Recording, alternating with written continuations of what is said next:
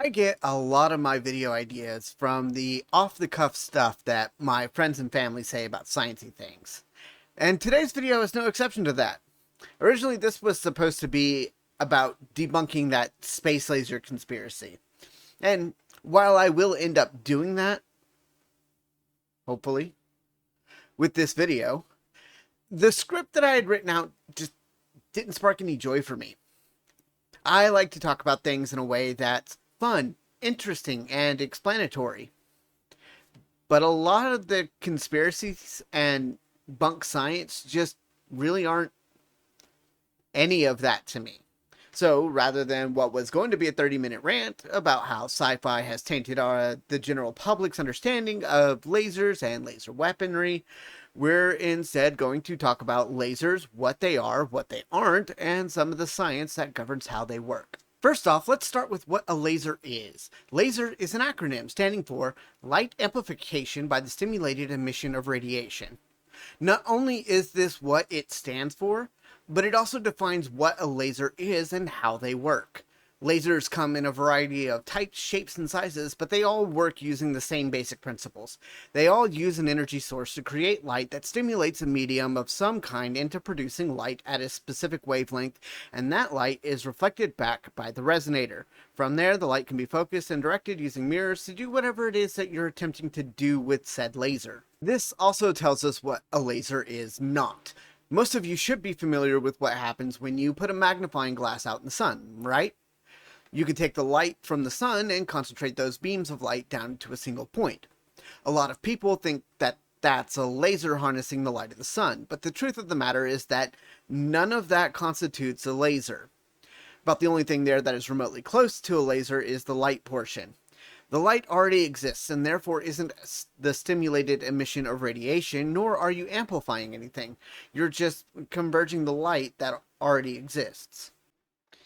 In fact, the amplification in the laser acronym is a bit of a misnomer. See, you're not really amplifying anything at all when it comes to lasers or any other kind of thing that utilizes light in the first place. Light can't be amplified. Actually, most things that have a wave function can't be either. What you're actually doing is creating a new wave function. Let's use sound as an example because it's easier to conceptualize and can translate easier to our understanding of things. When you speak into a megaphone, it captures your voice and recreates it as a louder sound wave than what your body is producing naturally. The sound waves that you put into the megaphone are effectively destroyed once they hit the receiver and are converted into an electrical signal that can be translated into a more powerful wave function.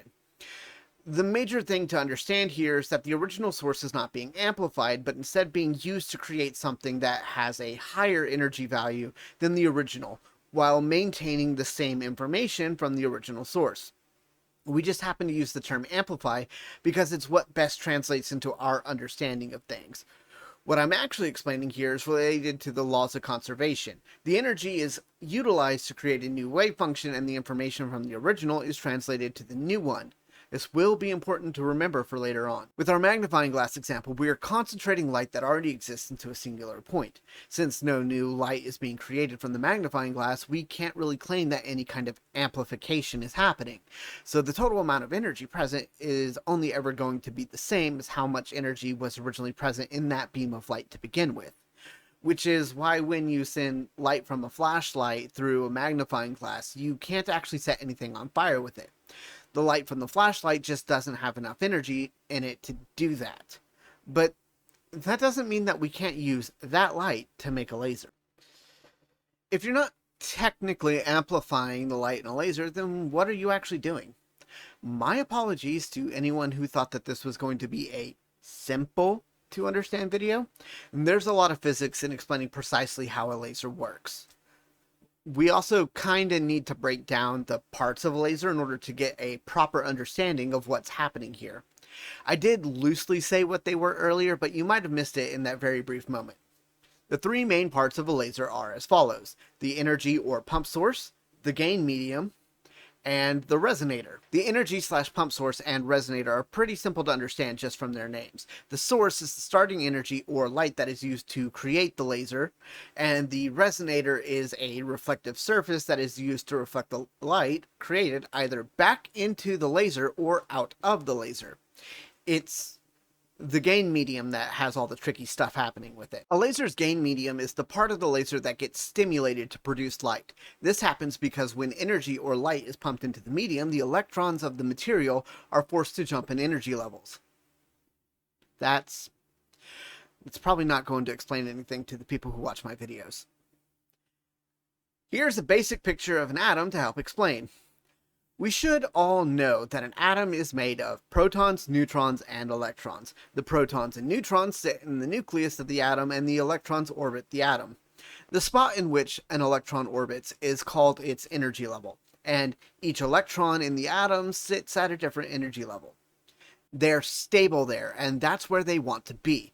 So what happens if you force energy into an atom that wasn't there? Well, the electrons have to sit at an energy level that corresponds to how much energy is in the atom. So they jump to the appropriate energy level for how much energy is there. But because they aren't stable in that level, they will dissipate energy in the form of a photon or light in order to return to their appropriate level. This oscillation between electron levels is the stimulated emission of a radiation in the acronym laser. So what's happening instead of amplification is oscillation, which means that the acronym should be LOSER, but laser is a lot cooler than loser, so it's probably a good thing that we went with amplification over oscillation. So that should give you a fairly decent explanation as to how lasers work, but you can rest assured that all of that was just the preamble to the rabbit hole that I ran down while doing research for the subject. And it's a lot. Everything from this point on is going to be about the specific types of lasers, the limitations of lasers, some very interesting applications, and ultimately why we don't have space-based laser weaponry.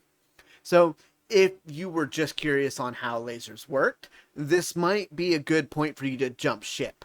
But make sure to blast that subscribe button on your way out. But if you're even the slightest bit curious, I recommend sticking around because I'm going to jump off the deep end here. There's a whole bunch of different kinds of lasers, but that can largely be boiled down to roughly 5 categories. 3 if you're really petty. The only major difference between them is the type of gain medium that they use. The petty classifications are solid, gas, and liquid lasers. The more accurate look splits solid lasers into 3 different types: semiconductor, solid, and fiber. The reason this is the more accurate way to look at them is because they all produce their light in extremely different ways. And that's how I'm going to talk about them, so deal with it. Semiconductor and fiber lasers are the oddballs out when it comes to the different kinds of lasers, so I'm going to talk about the other 3 collectively for a little bit. Solid, gas, and liquid lasers all use mediums that are given away by their names. Liquid lasers use liquid dye, gas uses gases like carbon dioxide or argon, and solid lasers use photoreactive materials like ruby crystals or some weird yttrium composition as theirs. They all get pumped with either light or electricity to cause the electron oscillations that generate their laser light. Depending on what specific material is used for the laser, you can get a wide array of intensities in how powerful the laser is. Liquid lasers here are interesting because you can fine-tune exactly what wavelength of light they output just by changing around what dye you're using with them. So the base liquid medium can remain constant, and all you have to do is change the dye to go from a green laser to a red, blue, or whatever wavelength you need. In the case with all 3 of these lasers, though, you'll be using a source that can pump a lot of energy into them. And in most cases, you actually use another laser to get a higher initial energy in them. Semiconductor lasers are odd because the semiconductor part of them is both the gain medium and the resonator. Pretty much every laser that you can get off the shelf to play around with is a semiconductor laser, and they show up in a lot of places, like the disc reader in your PlayStation or the barcode scanners at your local supermarket. When you look at it, an LED is only a few steps away from being a laser diode. An LED produces omnidirectional light in every wavelength, while a laser diode produces highly directional light in a very specific wavelength. and they both produce their initial light in the exact same way, but the laser diode has some specific design elements to it that makes it produce laser light. Fiber lasers use special fiber optic cables as their gain medium, usually powered initially by a semiconductor laser. They use the initial laser light to generate higher intensity beams of light.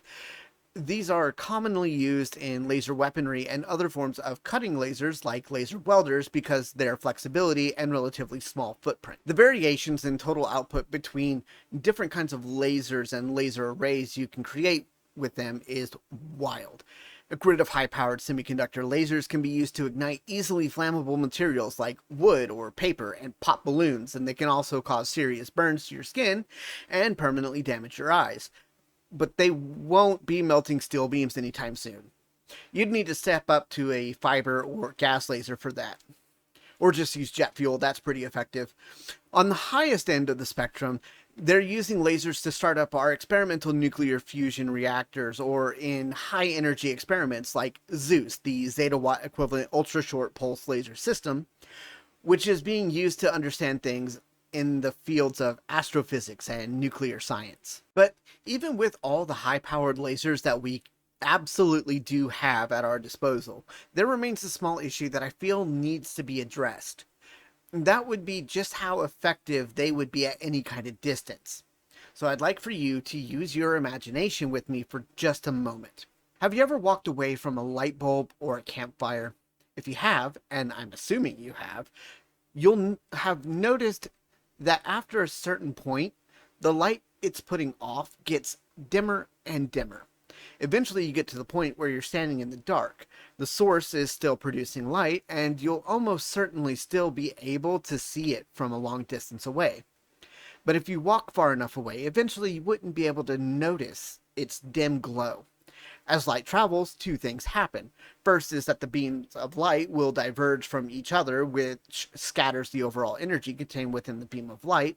And the second is that any medium that the light comes in contact with will absorb energy from it, be that something like the Earth's atmosphere or stray particles floating in space. This is true for anything that produces light, be that a star, a light bulb, or laser.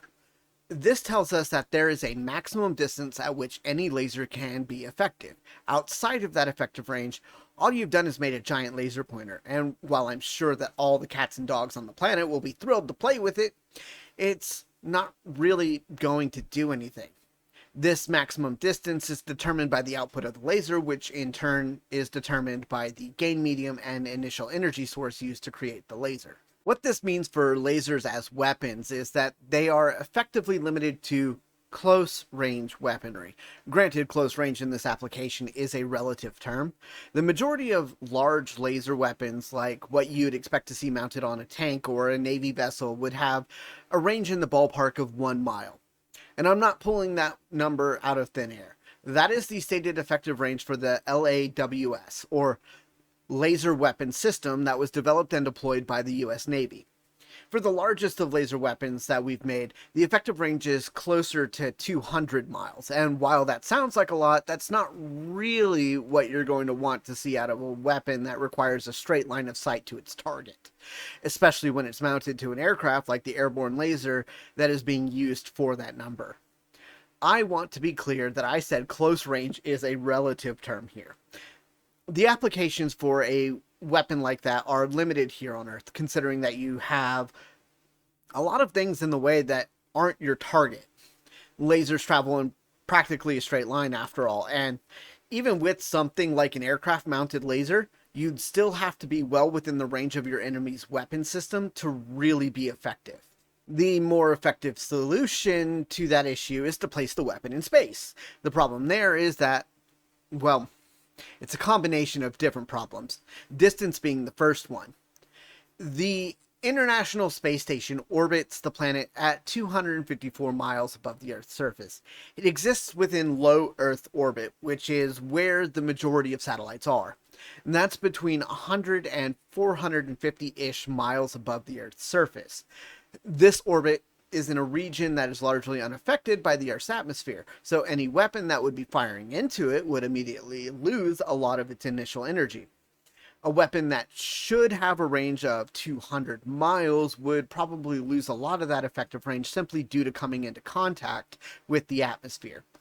You would need to have far greater range than what you anticipated needing in order to properly hit your target and deliver the energy to it. Secondly, you're looking at an issue of power. Satellites traditionally use small nuclear batteries that have limited lifespans, or solar panels because they're trying to conserve weight for the launch and because they need to be efficient with their power usage. A laser system is neither of those things. They're extremely heavy and they use a lot of power. More than a nuclear battery or a solar panel can produce. The ABL used enough energy to power a typical home for an hour each time that it was fired. On top of that, you'd have things like regular maintenance that would have to happen because lasers require a massive amount of that in between each time they're used. Recalibration, replacing the gain mediums on a regular basis because you're going to burn through them with how much power you're using. And a whole host of other issues that make it cost more to maintain than the 1 or 2 shots that you're going to get out of it in a day. Spaceborne laser weapons are probably the most unrealistic weapon idea that we could come up with. Honestly, you're probably better off using something like Project Thor, which was designed to drop telephone pole-sized tungsten rods from space. One of the common names for it was rods from God. Of course, any weapon system that you put into space is already a violation of international law, which the US is part of. Then again, if you're actually considering any of these plans, you've already dedicated yourself to knowingly violating that. And that's on you, not me. At the end of the day, we all know that lasers are cool, but there's a lot of misunderstandings about them and what they can do. Hopefully, I've cleared up a few of those with this video. Who am I kidding? I've probably made you ask more questions. Then again, that's usually my goal, to get you enough information to understand the basics and then to go out looking for further into the subject to find the answers to those questions. Or you could just ask me. I'm always ready for the challenge of answering questions. But I think for the next video, I'm going to pick the topic. No more conspiracy theory inspired videos.